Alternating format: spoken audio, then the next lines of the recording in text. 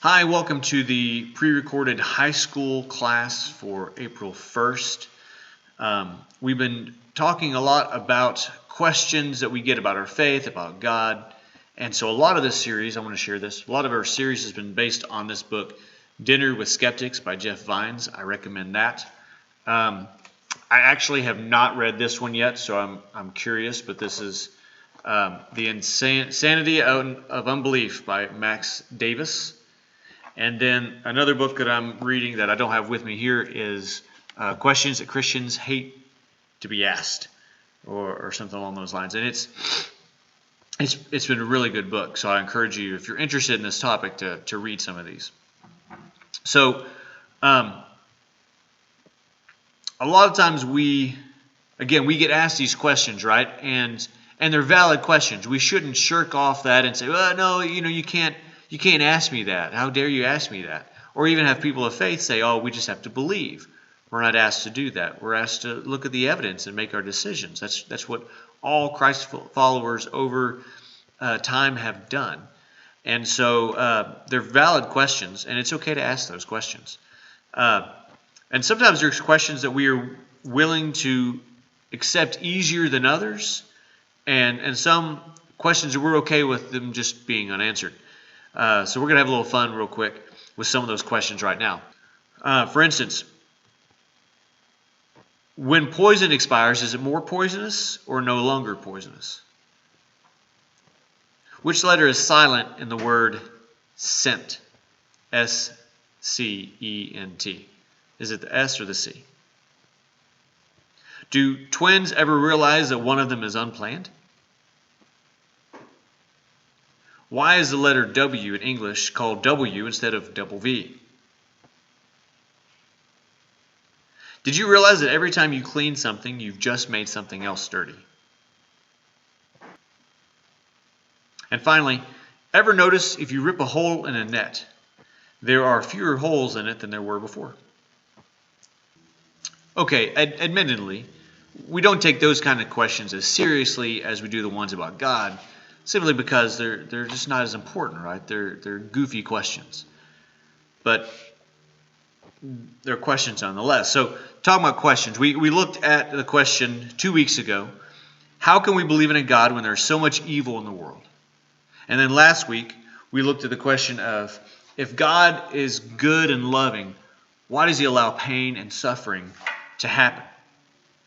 Which those actually lead into our question this week, which is, while man's freedom is the cause for a lot of pain and suffering in the world, what about earthquakes and floods and natural disasters? Again, a good and valid question. So let's start with this. And I'm going to provide you with, and I want you to stick with me on this, okay? Because there's more. But I'm going to provide you with what I call the easy answer. And I don't mean to make it sound as if it's a cop-out, but that's what a lot of people are going to consider it to be. Because the easy answer is that there are some things we may never know or understand. Why do dogs bark? Why does John always pick his nose? Why do you like the clothes that you do? Why do you like the food that you do? We may know the hows to most of those questions, and maybe those aren't the best examples, but we don't always understand the whys behind them, partly because we're not capable of doing so. Now, parents recognize this. Sometimes, rather than giving the actual explanation or deciding to express everything that went into a decision, they will simply say, yeah, because I said so. Does that typically satisfy us? Hardly ever, right? But it's not that it's an answer that doesn't exist. It's not that an answer to their question does not exist. It is simply it would take too long or require a greater capacity of understanding than they presently have to understand. In other words, a reason could be given, but it would not be understood. Perhaps you've experienced a similar situation with a pet. You know why they shouldn't do this or that, but it's difficult to get the message across. All they know is that they can poop over there and to never jump on the couch, but they'll never know the why behind it. Which leads to another thought that kind of goes along with this. If I could exhaustively grasp every facet of creation, would I not be a God myself? In other words, who wants a God that you can understand completely? Kind of takes some of the godness away from them.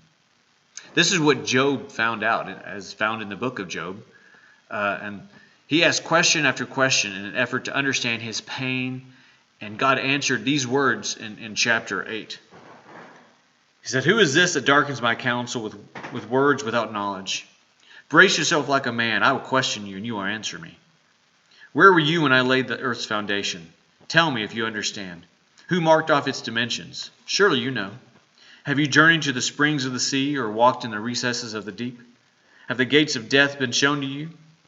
What is the way to the abode of light? Where does darkness reside? Can you bring forth the constellations in their seasons? Who endowed the earth with wisdom, or gave understanding to the mind? Do you know when the mountain goats give birth? Do you watch when the doe bears her fawn?" So again, while some would consider this to be a cop-out, that, well, you just got to say there's some things we don't understand. I do think it's a very reasonable to admit that it's a logical answer to the question. However, I do believe there's another answer that will give us a little bit more satisfaction. So, as we start to look at that, I want to ask you a few questions. Number one, what was God's original goal in creating the universe? Number two, why was this goal not achieved? And number three, what could be the new goal of creation? You know, we're going to kind of talk about those. Let me get to Romans chapter 8, verses 18 through 23. "I consider that our present sufferings are not worth comparing with the glory that will be revealed in us.